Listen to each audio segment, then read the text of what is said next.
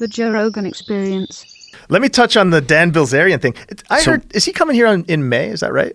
On the podcast? Yeah. Not that I know of. Okay, someone had said to me, oh, I hear Dan Bilzerian's going to be on the podcast. He's been on before, though. Yeah, I know that he has. Once. I thought that he was coming on soon. It kind of made me nervous because... Why?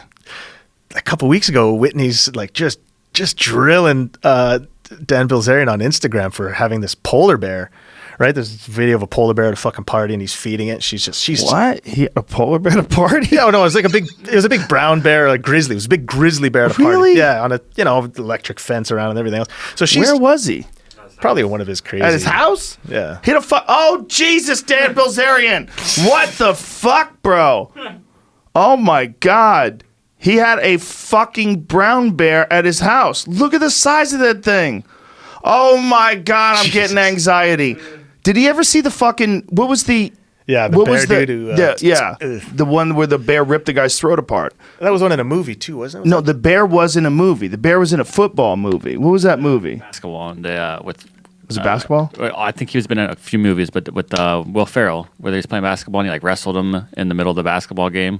Was that the bear? Yeah, I think so. Well, there was a bear that had been in movies and had done stunts in movies, and this guy, the video was awful because the guy is literally just standing there, and the bear just goes up to him and just decides to attack and rips his throat out like that in a second. It's exactly that video minus which can happen at any freaking time. Only you got 45 girls in the back, scantily clad. Easily could happen. And what's really crazy is that bear that killed that guy, they went back to training him.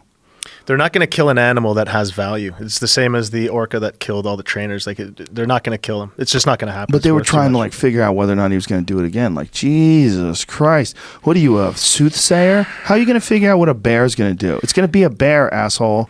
But it's going to do bear stuff. The people that are that are trying to have you interact with these animals like that, they're relying on the animal's shock factor, the shock and awe. They're bringing these animals in the close proximity to scare you. It's like, that's a fucked up thing, man. That's the bear right there. Look at that. See that oh guy's my God. Throat apart. It's so horrific. So man. Back to the Whitney thing. So Whitney's just harping on Dan Bilzerian. He's deleting the comments as quick as she's tossing them. So I decide, okay, well, I'm going to weigh in now, right? So I throw a comment in and I forget about it. I go off, do my thing. And then that night I'm on the Phil DeFranco show, not me personally, but he actually takes the comment because it got a lot of likes and stuff. I said something to the effect of, that's an abused animal, blah, blah, blah, this and that. I said something, smoke more weed.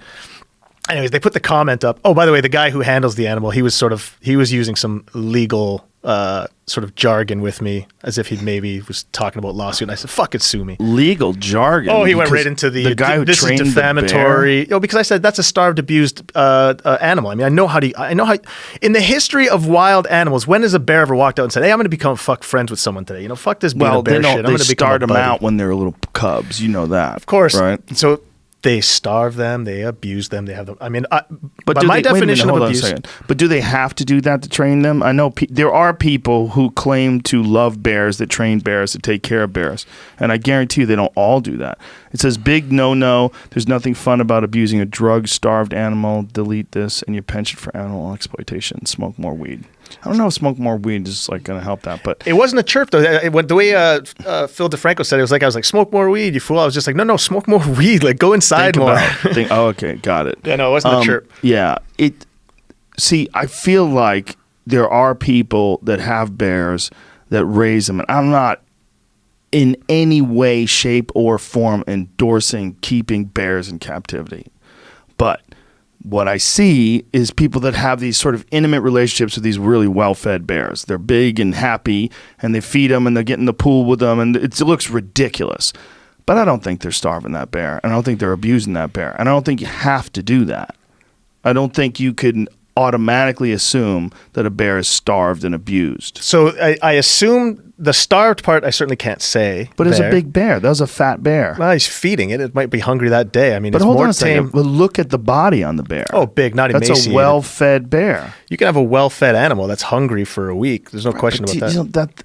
but it's not likely that thing starved. And my definition of abuse is there's an electric fence around that fucking thing, which Is means there? that, yeah, you can see it at about the ankle, maybe There's a even waist fucking high. electric fence at Yeah, Dan there's for Bilzerian's sure. house. Well, I'm sure whoever's Go back to that picture. I'm sure whatever installation the person who brought this thing does has to keep the animal within confines of sorts. Oh my You can't god! just outright Could you be like, imagine "Here if you it go." just went on a model killing rampage? Do you Like, think that's an electric fence?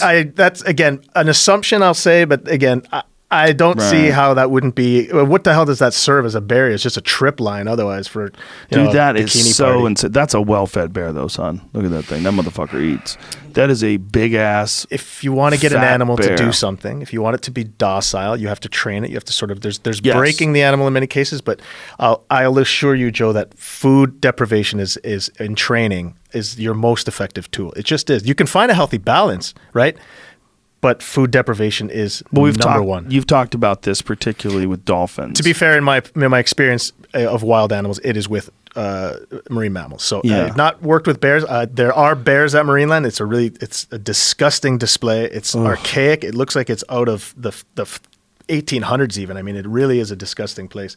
But the practice was to starve them. Mm-hmm. And what people do there is they pay I think it's $1 and they get this little cup full of corn pops, and the bears are waving. And yeah, historically, there's been bears. I mean, they've got 40 or 50 bears in this little confined space. I mean, there's no greater abomination of nature than I can imagine than a largely solitary animal sort of confined to a bunch of them of the species. Ugh.